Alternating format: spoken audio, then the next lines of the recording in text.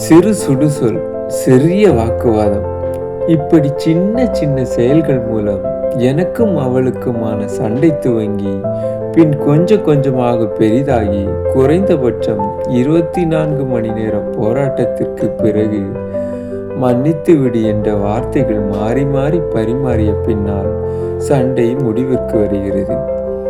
இப்படியே தொடர ஒரு நாள் ஒரு யோசனை. எப்படியும் சண்டை முடியும் போது மன்னிப்பு கேட்டு சண்டை முடிந்து மீண்டும் வாழ்க்கை இனிமையாகிறது. அதற்குள் கோபத்தில் உமிழப்படும் வார்த்தைகள் மனதை புண்படுத்துகின்றது. ஏன் அந்த ஒற்றை வார்த்தை ஒரு நாள் போராட்டத்துக்கு பிறகுதான் வர வேண்டுமா? சண்டை துவங்கும் போதே வந்தால் என்ன? அப்படியே முயற்சி செய்ய சண்டை தொடங்குவதற்குள் முடிந்து விடுகின்றன. இப்போது வாழ்க்கை என்ன ஒரு ஆனந்தம்! ஆனால் காதலில் கூடல் மட்டுமே இருந்தால் எப்படி?